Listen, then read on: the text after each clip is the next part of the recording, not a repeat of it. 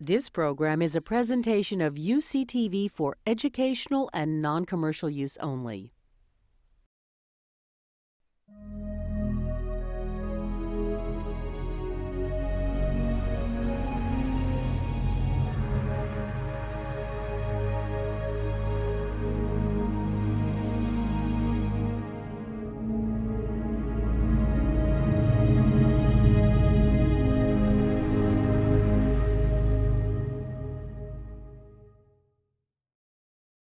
Ever since President Obama took office, a question has shadowed him, one that people inside his administration are keenly aware of, though they don't like to talk about it. Will he end up like Lyndon Johnson, with Afghanistan as his Vietnam? Will the war he inherited escalate until it destroys his domestic reforms and, in the end, his presidency? In one sense, it's a strange question because I can't think of two presidents less alike than Barack Obama and Lyndon Johnson, at least in temperament. In his decision-making, his leadership style, his manner of reflection, I think Obama much more closely resembles Johnson's predecessor, John F. Kennedy. Last fall, Obama conducted a 10-week strategy review on the war in Afghanistan. He asked questions over and over. He demanded more information than his advisors could give him. He refused to allow the military to pin him down when General McChrystal's report was leaked calling for as many as 60,000 troops. And in the same way, Kennedy had his advisors review again and again the question of whether to send combat troops to South Vietnam. According to Gordon Goldstein's recent book about McGeorge Bundy, Lessons in Disaster, which is well worth reading for understanding both Vietnam and Afghanistan, Kennedy rejected the advice to send ground troops each time his advisors gave it. In the end, Obama did not reject escalation in Afghanistan, but he didn't give his generals everything they wanted either. And for the first time since September 11th, there's daylight between the commander-in-chief and his top generals. And in a democracy, that should be neither unhealthy nor unusual. Obama also declared in his West Point speech last December that there would be a limit to American involvement in Afghanistan. He announced the beginning of troop withdrawals for July 2011. He was sending certain signals, I think, with that announcement to his domestic constituencies, to his base in the Democratic Party, to Congress, to the military. But in the region where the war is being fought, that announcement had the effect of weakening the president's position. It told Afghans and Pakistanis that America is already looking for the exit. The Syrian president Hafez al-Assad once said, "America is always short of breath." We don't have the patience that is sometimes necessary to understand the complexities of the situations we get ourselves into. But I think Obama was telling us that he was willing to take his chance. He didn't seem to be afflicted with Lyndon Johnson's deep insecurity about his own judgment, which caused LBJ to let his advisors override his own fears about Vietnam in '64, and then to shut out other advisors who contradicted the course he set in '65.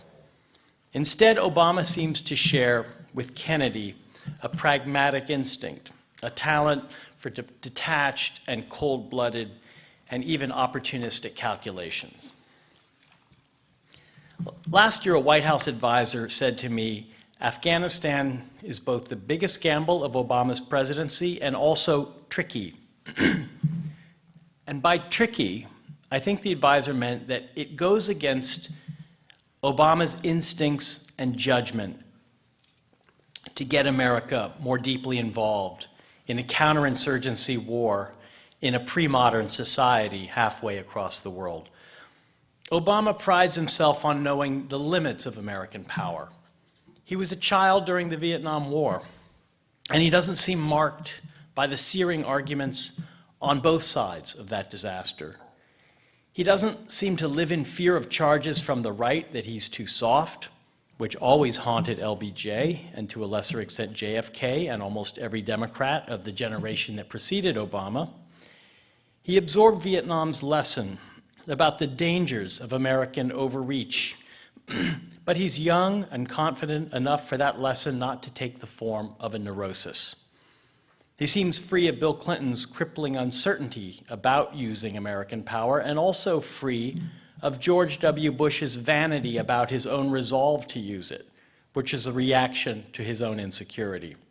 So we're finally beyond the generational psychodrama of the baby boomers, thank God. As a candidate and as a president, Obama seems most comfortable talking about transnational problems that don't have strictly American solutions, least of all military solutions. Climate change, restricting the spread of nuclear weapons, poverty and underdevelopment. During the campaign, when he talked about negotiating without preconditions with the Islamic Republic of Iran, he took a lot of criticism, including from his Democratic opponent, who, since becoming his Secretary of State, has stopped criticizing. But he stuck with the position, not because he'd worked out the details of a successful strategy. We're learning that there was much he was not prepared for where Iran is concerned, but because it suited his temperament. It harmonized with his way of seeing the world, which rests fundamentally on a belief in rationality and cooperation. So the war in Afghanistan is not of a piece with the rest of Obama's worldview. It's a holdover from the era that his election was supposed to bring to a close, and yet it could break his presidency. So it should not be surprising that he approaches the war with a certain wariness. I think it's clear that Obama never really wanted this war. He only talks about it when he absolutely has to. Last year, between March and December, he didn't give a single major speech on the war, while US troop numbers escalated throughout. And he hardly mentioned it in his State of the Union message earlier this year. I think it got one sentence. Obama never wanted to be a war president like Bush. You can sense that deep down, he wants to be rid of this war. Last year, Mort Abramowitz, who's a retired official of many administrations and former ambassador to Turkey, committed a gaffe, which someone defined as accidentally telling the truth, when he said to me, Obama, in a fit of absent-mindedness to show he was tough, made Afghanistan his signature issue because he wanted to get out of Iraq, and this is going to be goddamn difficult. Abramowitz later insisted that he had been off the record when he said it, but that's why it was a gaffe, because he had told the truth. So this is, in a way, I think, Obama's tragedy. He inherited the war. At first, he didn't understand the magnitude, the complexity. I think he has come to understand them. And he saw no easy way out of it. He welcomed an honest and serious discussion. And he thinks he can still have the visionary foreign policy he always wanted in spite of the war. And yet he also knows, he surely knows, that it will suck so much of the energy and time of his administration and American lives and money. And looked at in this light, I think you can see that his magnificent Nobel speech in Oslo last December was an attempt to reconcile his transformative agenda on the one hand with how much of his presidency has gone into a war that seemed to belong to the previous era. That speech was a powerful and rare presidential statement about the tragedy of human affairs. Usually American presidents don't like to talk about tragedy, but Obama did. Many commentators, including me, thought that they saw the influence of the theologian Reinhold Niebuhr in Obama's speech. And one of his speechwriters later confirmed that for me. It was a kind of public airing of an argument Obama is having with himself. And here's a brief quote from that speech to get at the point that I'm trying to make here. Obama said, "We must begin by acknowledging the hard truth: we will not eradicate violent conflict in our lifetimes. There will be times when nations, acting individually or in concert, will find the use of force not only necessary, but morally justified. He then invoked Martin Luther King, who had received the same prize decades earlier. He discussed King's nonviolence and how, in a sense, it had made Obama's career possible. He said there was nothing naive about King and nonviolence. But then he went on to add, I face the world as it is and cannot stand idle in the face of threats to the American people. For make no mistake, evil does exist in the world. A nonviolent movement could not have halted Hitler's armies. Negotiations cannot convince al-Qaeda's leaders to lay down their arms.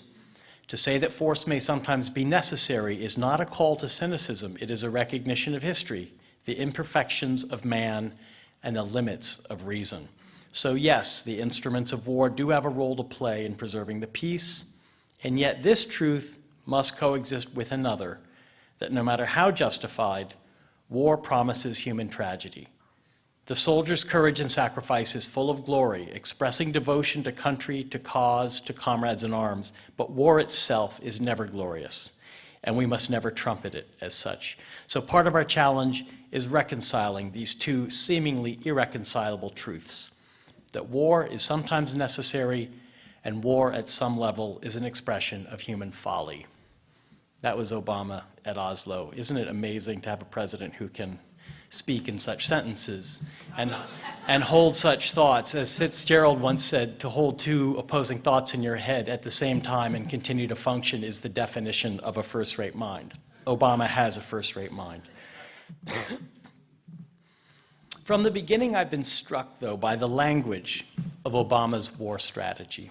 He has deliberately avoided talking about the very things that filled the speeches, the rather, in contrast, simple speeches of his predecessor: democracy, freedom, elections, the rights of Afghan women.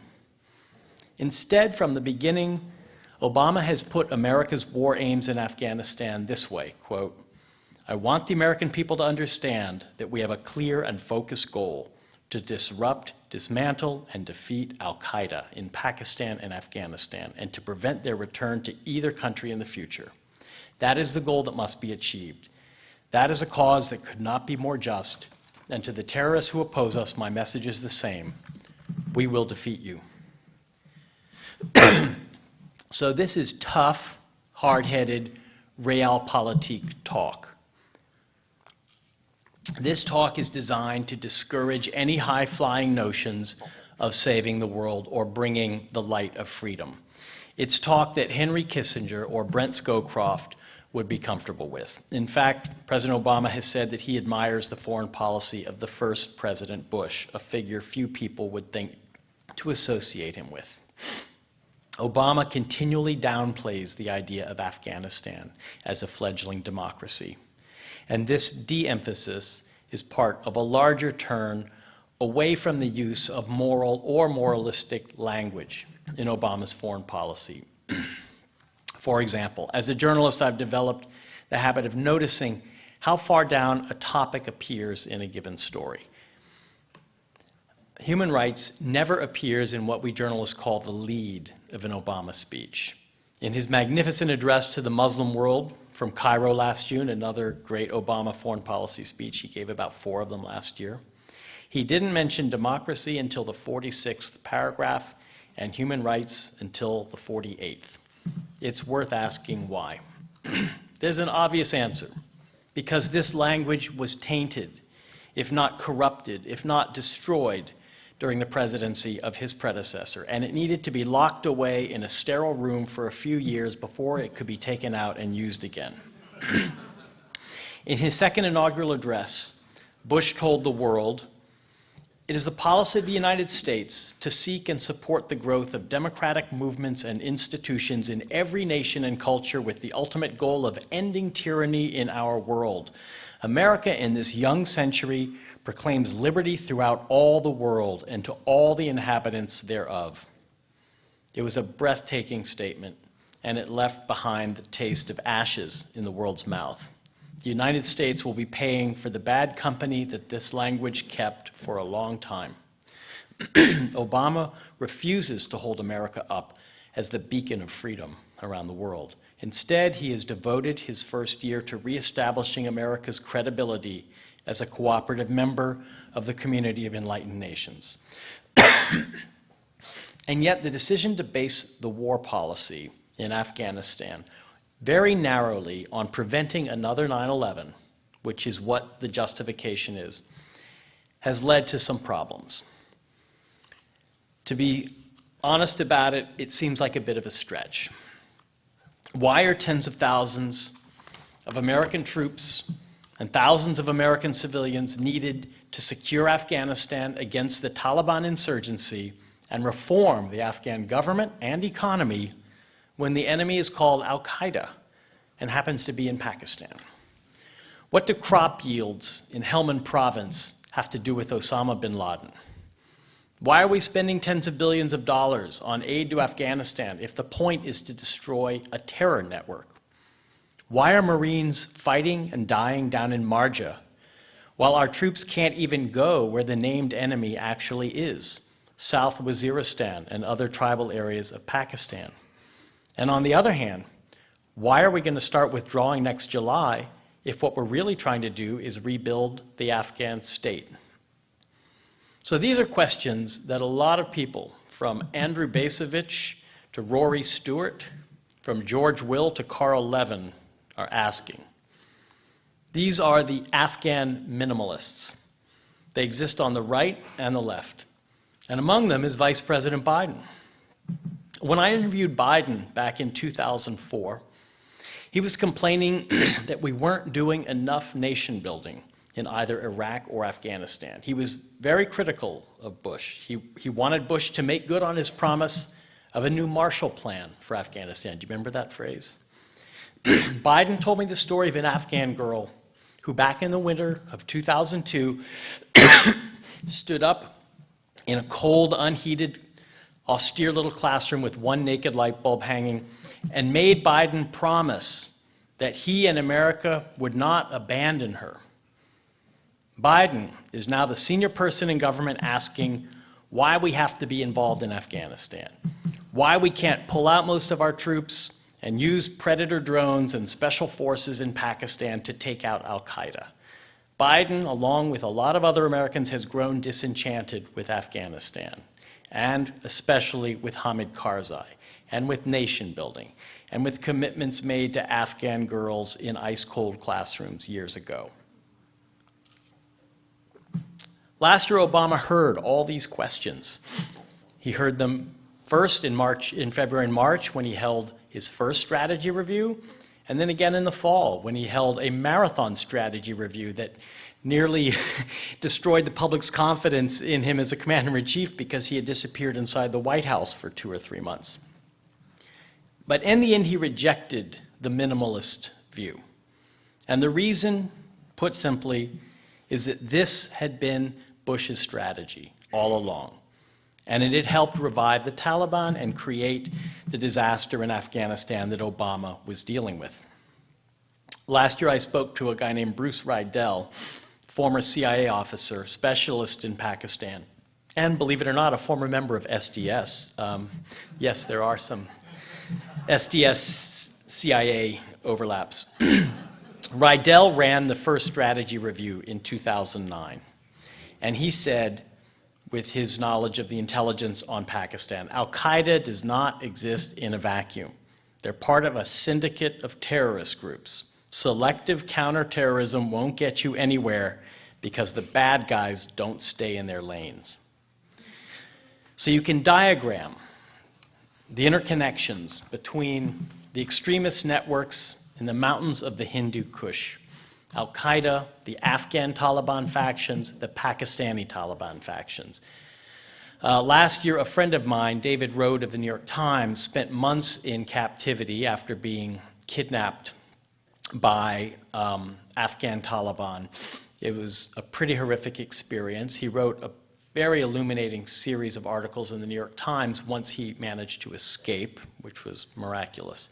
And what his portrait of his captivity told me was The interconnections between these three networks were profound, and they were all coming to be dominated by a single global jihadist ideology. In other words, even the more local Pakistani Taliban groups, under the influence both of al-Qaeda, foreigners coming in, and of their own commanders, were absorbing and reflecting more and more not a sort of parochial view of their own interests, but a global view. And the fact that it seems as if the Pakistani Taliban is now trying to blow up SUVs in Times Square suggests that David's analysis was onto something.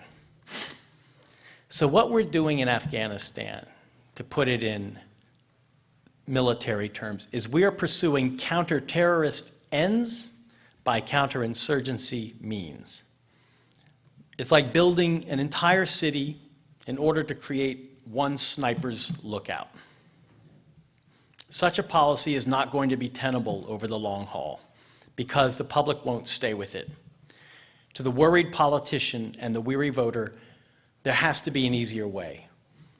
The same Morta Bramowitz I quoted earlier last year said to his old friend Richard Holbrooke, who is now the special envoy for Afghanistan and Pakistan, there's a long-term problem.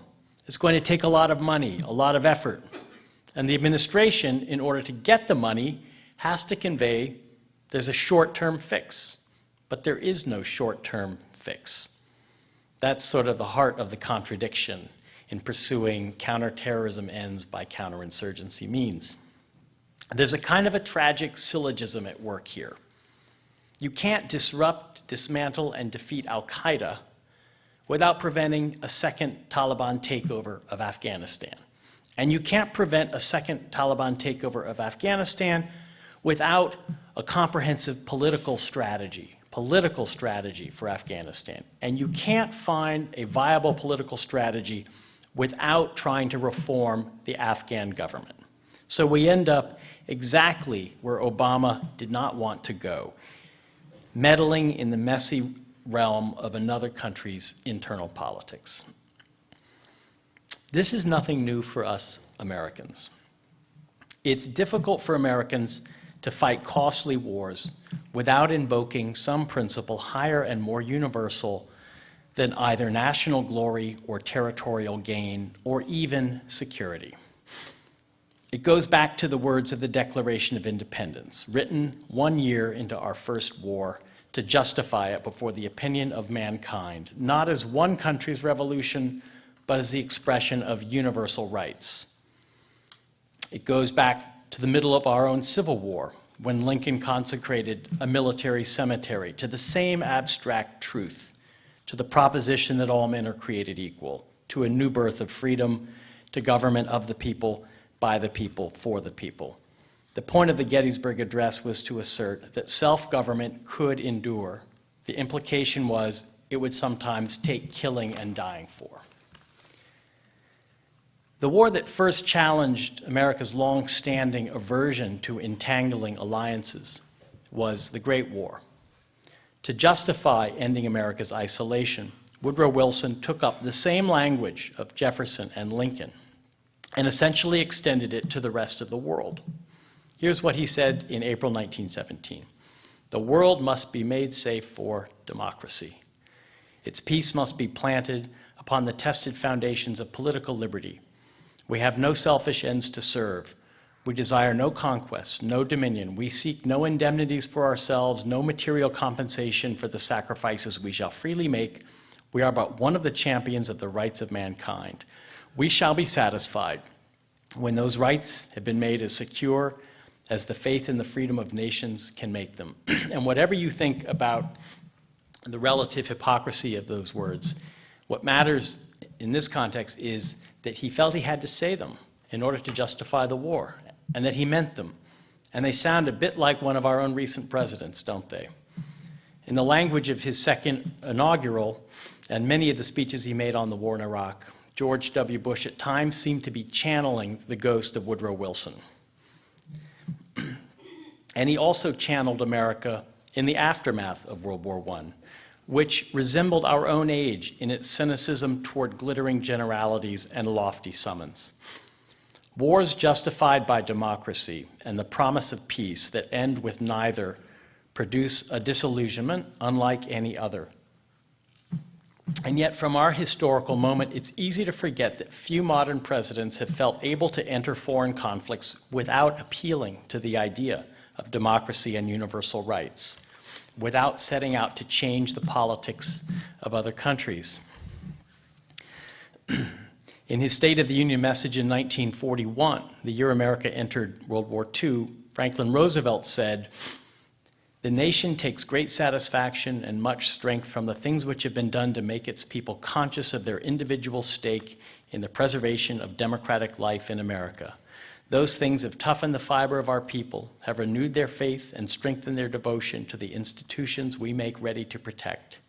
He was talking about the Depression and the New Deal, but he went on to connect democracy at home to the global struggle, which he knew the United States would soon have to join. He said, "In the future days, which we seek to make secure, we look forward to a world founded upon 4 essential human freedoms." And he enumerated them: freedom of speech, freedom of worship, freedom from want, freedom from fear. Roosevelt gave a political meaning to the Second World War even before America entered it.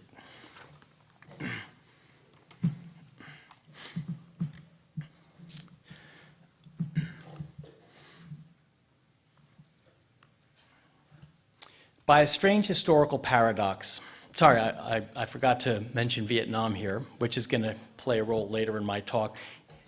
In the case of World War II, a necessary war that ended with the utter defeat of a totalitarian enemy, followed by the successful reconstruction of the enemy's societies, the contradiction between these universal claims and the right to self-determination didn't matter. But in the case of Vietnam, an unnecessary war in which the Empire of Liberty ran up against age-old Vietnamese nationalism, the contradiction was insurmountable. Today, many Americans wonder why we can't leave Afghanistan's fate to the Afghans, who, after all, have been kicking out invaders for as long as Americans have been talking about universal rights. It's a strange historical paradox that it's the American military that has forced the rest of our government to remind us that wars are, at heart, political. We think of the military as being in the business of simply fighting the wars. But what's happened in the last few years is that because it's been on the receiving end of so much bloodshed and loss, the military has discovered that human beings are at the heart of war, that they're the central elements of war. In Iraq, the US Army went in with shock and awe, thinking that technology and firepower could remove a regime and leave behind a stable country. And over the months that followed, young NCOs and officers in the Sunni Triangle realized not only were they wrong about the ability of their firepower and their technology, but that they didn't understand the first thing about the society that they were fighting in. And one of them, this is a true story, called the Pentagon from Samara and said, "Do you guys have an anthropologist? Is there some social scientist back there who can help us, because we don't know what kind of society we're dealing with here?" And he had come to the realization that it was the nature of Iraq and the thoughts and desires and history and culture of the Iraqi people that he was really in the middle of a conflict with. He needed to understand it better. And this led to the rediscovery on the part of our military of counterinsurgency, which essentially says war is not about killing and capturing the enemy, it's about winning the population. This began around 2005 in Iraq, and by the time I went to Afghanistan last year, it had become absolute doctrine. It's been codified in a field manual written mainly by David Petraeus, and it's been passed on to every young captain and lieutenant and sergeant that you'll meet in Afghanistan. They talk as if they were development workers and diplomats, as much as soldiers. Last year I was in a province called Wardak, which is southwest of Kabul, and a battalion commander named Kimo Gallahue said to me, 30 years of war and 7 years of unfilled promises. For the first time, it's taken 7 years we're doing counterinsurgency here. What he meant was we figured out what we have to do is protect the population, separate them from the enemy, connect them to their own government. That's the formula. The problem is it's sort of become a formula. You hear the talk of clear, hold, and build. And it's a nice phrase, but I find that the more I hear it, the less I think we really know what it means, let alone how to do it. A couple months ago, General McChrystal talked about behind the Marines in Marja would be government in a box. Anyone catch that phrase from General McChrystal? That phrase set off a little alarm bell in my head because government does not come in a box. It's not an MRE. You know, you can't add water to it and expect it to be ready to eat. Government grows out of the deep roots of a society, and although our soldiers have learned the hard way what these wars are about, I don't think that they really have the training and the time, because they're only there for 9 months or a year, to really understand what it means. COIN, as they call counterinsurgency, is in danger of becoming just as much an obstacle to our thinking about the war as Rumsfeld's military transformation, high-tech information-based warfare. And there are some internal skeptics. For example, Richard Holbrooke's military advisor, a major general named Burt Field, said to me last year in Afghanistan, he's an Air Force major general, so we're going to keep the Taliban off your back, connect you to your government, and that's counterinsurgency. But it's premised on the fact that the government wants to be able to provide those key services. What if the premise is false? In other words, what if there really is no government that wants to provide for and secure the people? And what if the people don't want to be provided for and secured by this government? What if after 8 years, Afghans no longer want either NATO forces or their own government to be in their lives because there have been too many bad experiences? This is a question that General McChrystal, I don't think, has asked himself. For example, a NATO survey recently showed that in 121 strategically critical districts in Afghanistan, the Afghan government is supported in only 24% of them. That's a pretty bad place to be after 8 years of war. In a sense, we're starting from scratch.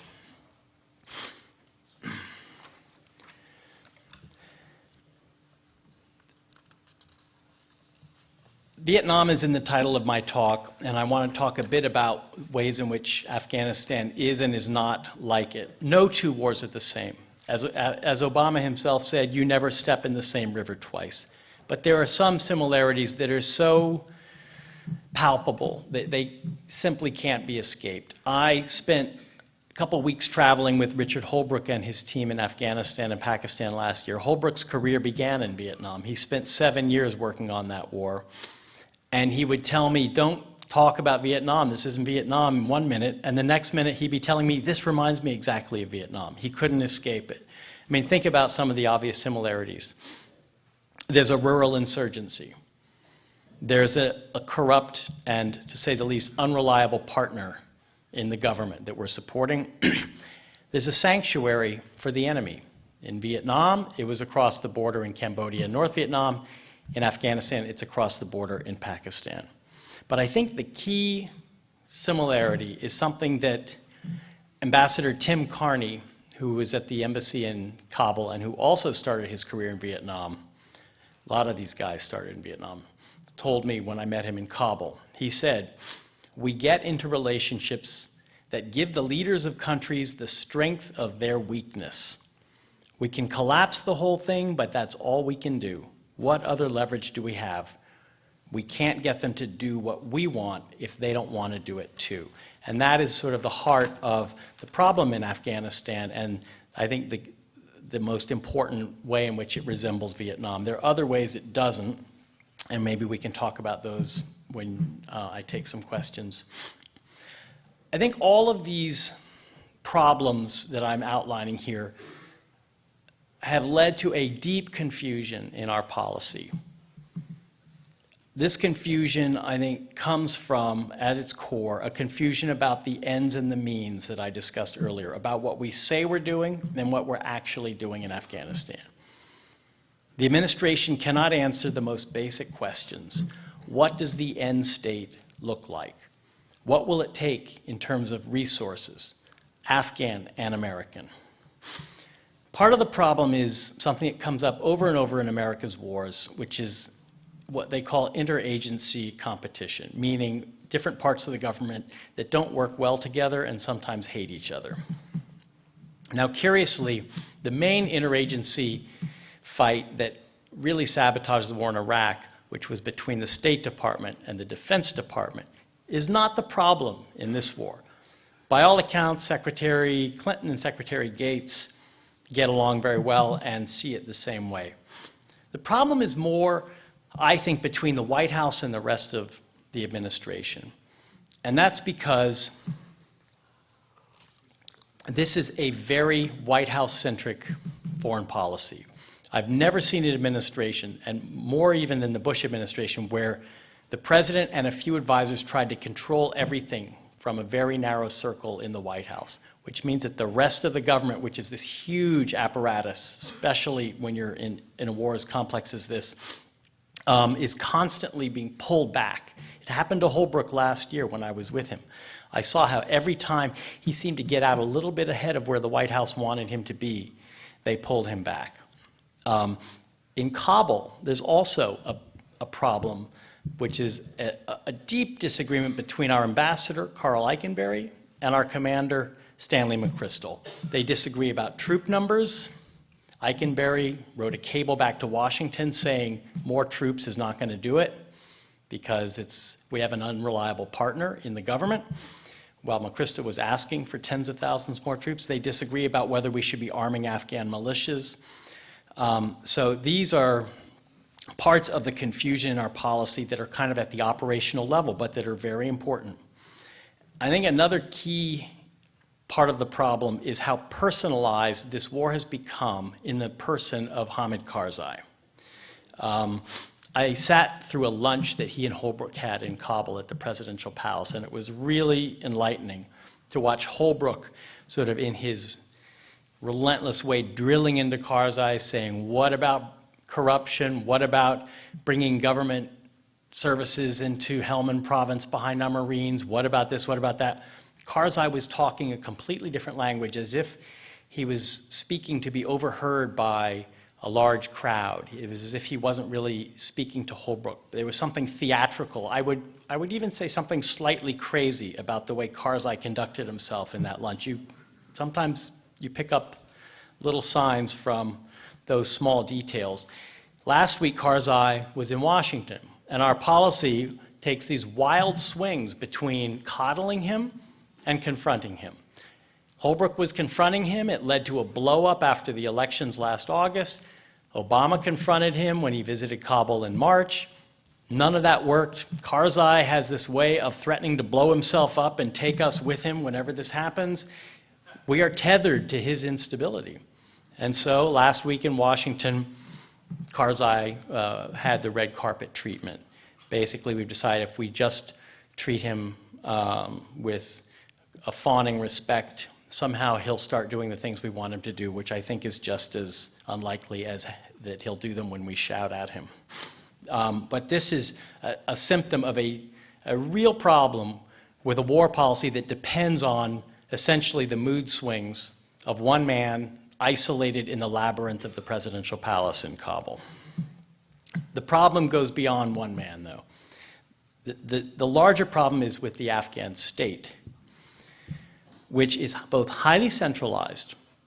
Karzai makes thousands of appointments. District governors, like the mayor of Santa Barbara, is appointed by the president of Afghanistan. At that level of bureaucracy, Karzai controls patronage, and he is doing everything in his power to keep control over it. So it's highly centralized, but it doesn't have functioning institutions. So what you end up with is a system in which everything flows from the top and depends upon the patronage of the man at the top, rather than on the strength of the institutions. And our own policies are reinforcing this, our aid policy especially. We talk often about building up the capacity of the Afghan government, but just 10% of the $50 billion of US aid so far in the war has gone through the Afghan government. The rest mostly goes directly from military commanders to local contractors and local partners. And this is what some call the militarization of our aid. The Obama administration wants to increase it to 40% of aid and has committed $20 billion more dollars.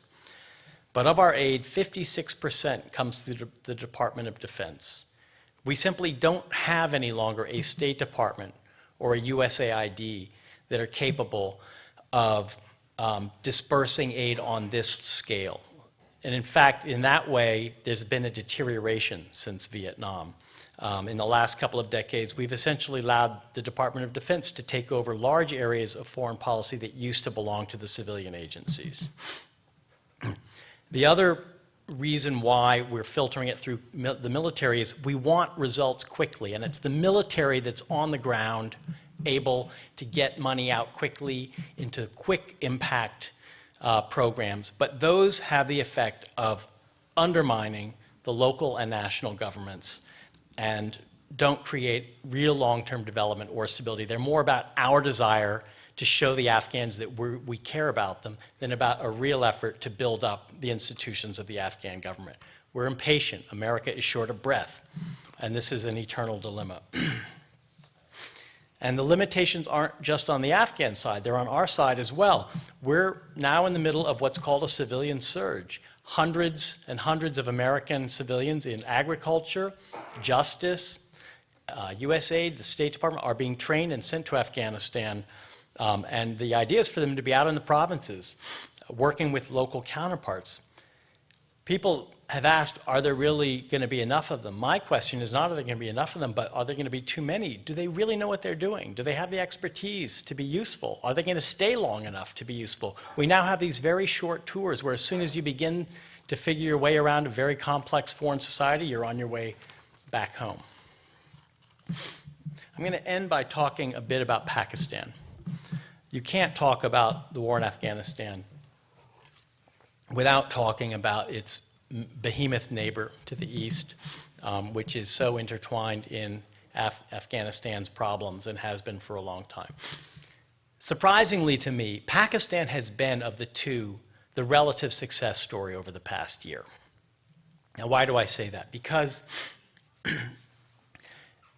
its own problem of extremism grew so severe that the Pakistani government, which, as we all know, for decades has played a double game by being friends with the United States while creating its own little Frankenstein extremist groups in order to counter India, Pakistan realized it had a problem with its little monsters and began to go after them. First in the Swat Valley, where the Pakistani Taliban had pretty much pushed out all local government and instituted a reign of terror, and then even more importantly and recently in South Waziristan.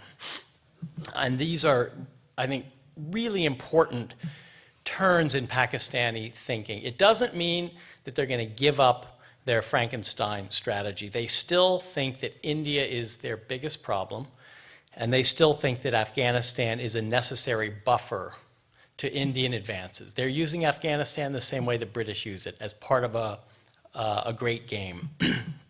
And in Pakistan, there is never a single clear strategy. You're never quite told what's really happening. Ahmed Rashid, who's one of the best journalists in Pakistan, said to me when I was visiting him in Lahore, in Pakistan, it's all gray. Everybody is lying to you. That was another gaffe. As in Afghanistan, the problem in Pakistan is not simply that there are extremists. The problem is a deep social crisis. Just a couple of figures. There is less than 50% adult literacy in Pakistan. In the tribal areas where the militants have their bases, for women, literacy is 3%. The military consumes more than half the country's budget. There's vast disenfranchisement of young people, of poor people. There is a tiny elite that controls politics, controls the economy. It's a feudal society, essentially. And sometimes when you're there, you think if this were Russia, this would be about the year 1910.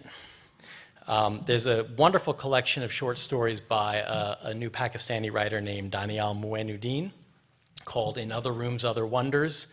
He's a landlord in Punjab province, and he writes about the problems with the workers on his estate. And you read those stories and you think, this is Chekhov. And again, the year is about 1900.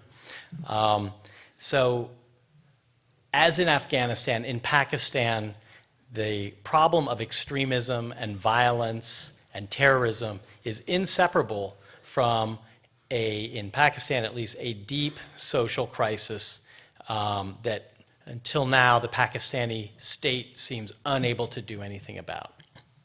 But I also think that the idea that Pakistan controls everything that happens in Afghanistan, which is a rather paranoid feeling that Afghans, I think, sometimes legitimately have, is less and less true, because the Taliban itself, the Afghan Taliban, which has a sanctuary in Pakistan and which the Pakistanis until now have refused to go after, the Taliban itself is more and more a diffuse, fragmented, decentralized insurgency.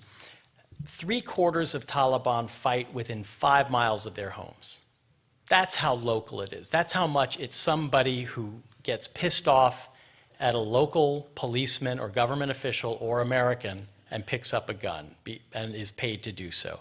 And if that's how dispersed and local it is, it's hard to know exactly how much control can be exercised from Islamabad. I think Pakistan is going to be the key to any resolution that this problem is going to have. If there's going to be an end, it will not be on the battlefield. It's going to be through peace negotiations.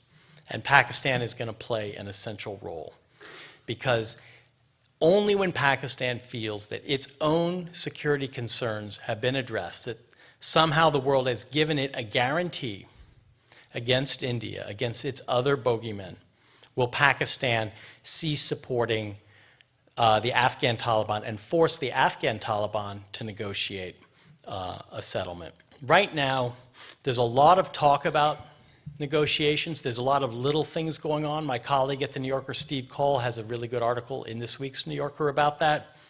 But really nothing solid and substantial is happening. American soldiers can't help wanting to replicate the surge and the Sunni awakening in Iraq and Afghanistan. There is no way it can be replicated in Afghanistan.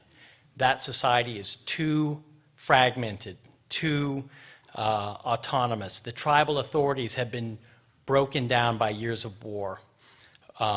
We cannot convert thousands and thousands of Afghans to our side the way we did in Iraq. It's a valley by valley and village by village war. And so any kind of settlement is going to be ground up and extremely painstaking. There will be nothing like our peace talks with the North Vietnamese. The Taliban have no address. They have no capital. Steve went to talk to an ex-Taliban who's now a member of parliament in Kabul named Abdul Salam Rockety, because he was so good with rockets. And Mr. Rockety told Steve the subject of the peace talks literally gave him a headache. He said, the Taliban have become students of Pakistan's two-faced strategy. Some of them talk, some of them fight. Karzai has no one message to them. He has hundreds of messages. Karzai is not doing realistic work for peace. He's just receiving checks from the international community and sending bills to them. If the Americans stay, the Taliban will fight. If the Americans leave, the internal fighting will begin. So the talks will only happen when both sides want them to happen. And right now, neither side wants to talk. The Taliban, because they think they're winning, the Americans, because we think we're losing. I wish I could offer you a simple, once-and-for-all solution to this tragedy, but then it wouldn't be a tragedy. Thank you.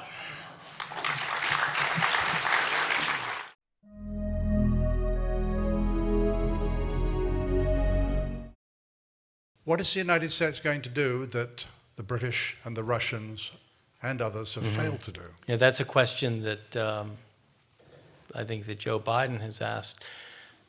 Well, In a way, it's not quite a fair question, because if public opinion in Afghanistan can be measured at all, for a long time, public opinion in Afghanistan did not say, leave our soil.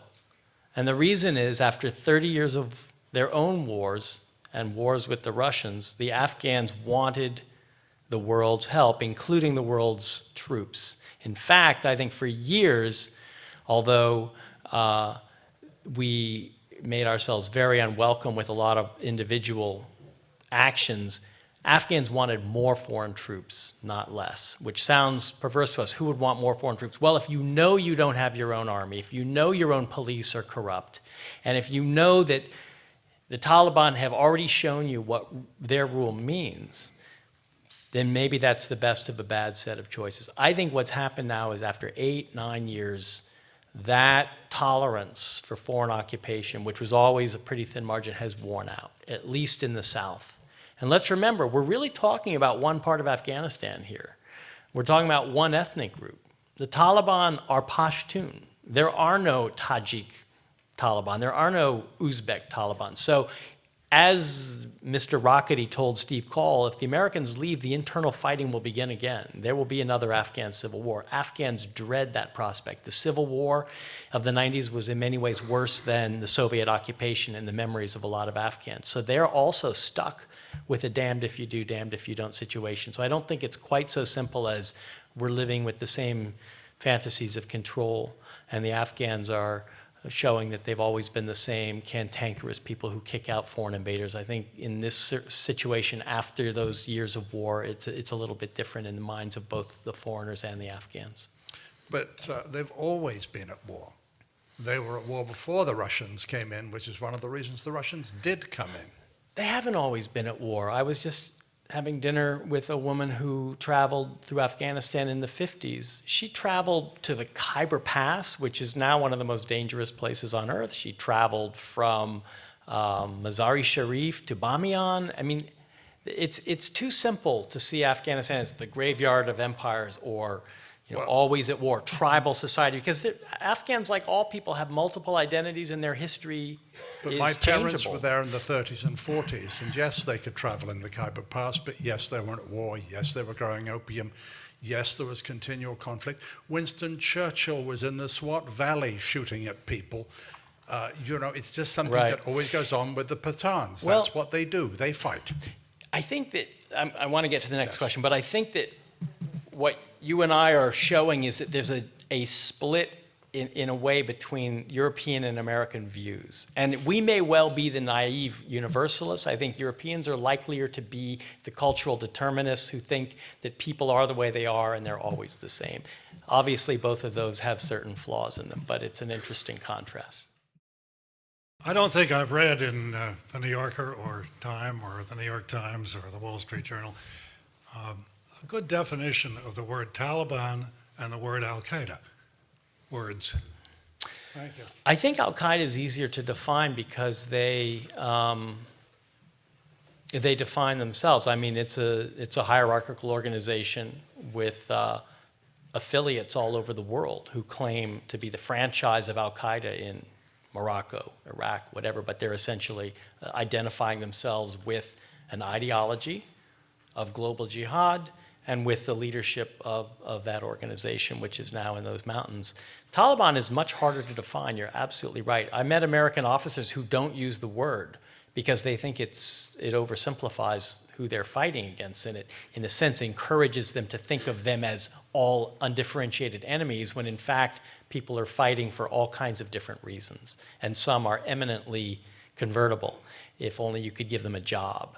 Whereas there are other Taliban, call them that, who are much more ideological. They're in the Pakistani city of Quetta. They have an organization called the Quetta Shura, which is essentially the high command of the Taliban. But the word itself comes from them. It comes from the word for students. The original Taliban were madrasa students who went to fight in the jihad against the Soviets, went back to study and to work, and then returned as a fighting force in the 90s in order to stop the civil war and the chaos that was sweeping through Afghanistan after the Soviets left. So that's the history of the word and how it came to be associated with the regime that ruled Afghanistan in the late 90s. But you're absolutely right.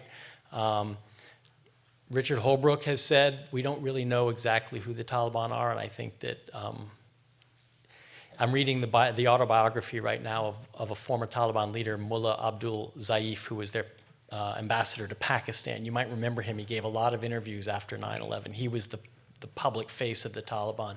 I highly recommend this book. It gives you a lot of insight into the thinking of the Taliban.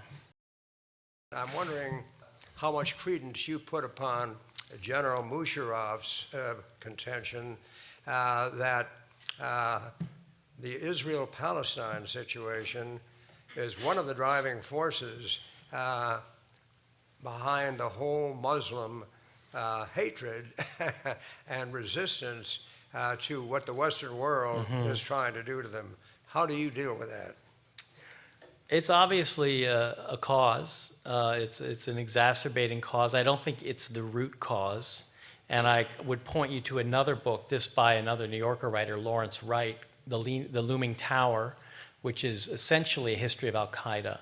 Al-Qaeda had nothing to do with the Israel-Palestine conflict until very recently. Its origins were much more in an ideological antipathy toward the West and toward modernity. Israel was not the main representative of that. So you think this is not a big factor then? I think it becomes a factor when young men who are already predisposed to listen to, because there's no other authority figure, no other credible adult in their town in the tribal areas of Pakistan, and there's no job, and there's no government, and there's no school, who do they look up to? They look up to the guy, the local commander with a Kalashnikov. It reminds me a lot of similar situations in West Africa when young men and boys went to war because there was nothing else for them to do. I think that that is part of what's creating so much violence in those areas. It is a problem of lack of government and development, but once they're open to those views, they see the same footage on Al Jazeera and Al Arabiya from Israel and Palestine that the rest of the world sees, and they see it over and over again, and it becomes inflammatory. So absolutely, the Israeli occupation of the West Bank has that effect. I just don't think it's at the heart of the matter. No, of course it's not as simple as just Palestine and Israel, but what about the guy who just tried to bomb Times Square, okay, and then you read about him, and yeah, right. What we found out is he had a foreclosure. If every American, but gradually he became. Why didn't all the other Americans who got foreclosed on turn to terrorism? I mean, it is very hard to say this is the reason. The jihadis themselves will give you a reason. It's because of Iraq. It's because of Palestine. It's because I lost my house, whatever the case. It's because I was mistreated in an airport. But it's much too difficult to be pushed to that level of violence for there to be one simple cause like that. Now, how would you explain it, though? If that's not without being simplistic? No, it can't be. In the time we have left? It can't be one thing, but there's an ideological I think deal it is a deep unease with the modern world and with the confusion of identity that the modern world brings, and a turn toward a simple, single identity. In this case, the identity is religious, that brings a sense of belonging and comfort and purpose to people who are in the middle of all this flux and all this disinheritance and have lost their sense of an identity. That's my best take.